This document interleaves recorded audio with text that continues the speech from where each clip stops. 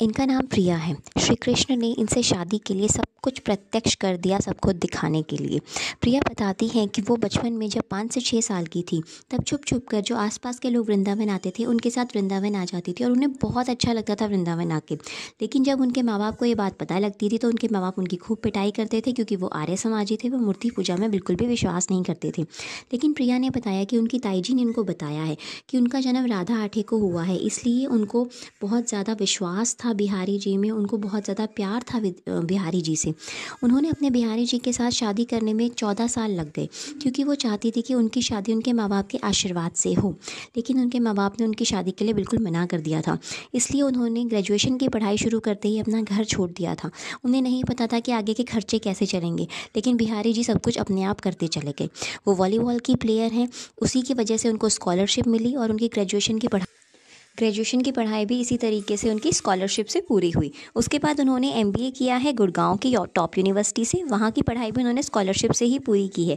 इसी तरीके से बिहारी जी उनके सारे कष्ट, आगे के काम अपने आप ही बनाते चले गए।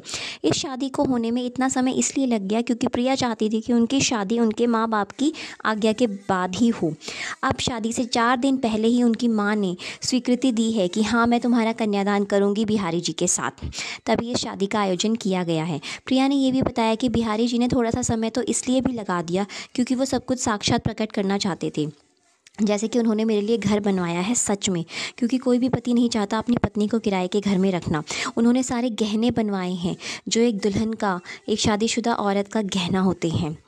प्रिया ने ये भी बताया कि शादी से जस्ट 2 दिन पहले मैं उनसे बात कर रही थी कि प्रिय, सब कुछ तो हो गया, लेकिन मेरे ससुराल पक्ष से कौन होगा, मेरे ससुराल में कौन कौन होगा, मेरे ससुराल से कौन आएगा। तो अगली सुबह प्रिया ने बताया कि उनके एक रिश्तेदार का फ़ोन आया कि कल मैं तुम्हारी सासू माँ को लेकर आ रही हूँ। और मैं चौंक गई कि ये बात उन तक कैसे पहुँची।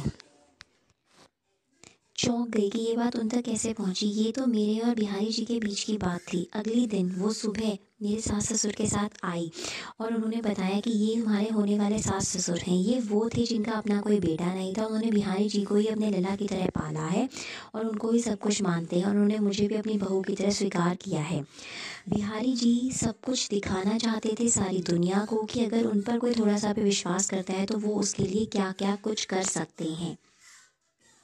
To support me, please share, subscribe more and more. Thank you.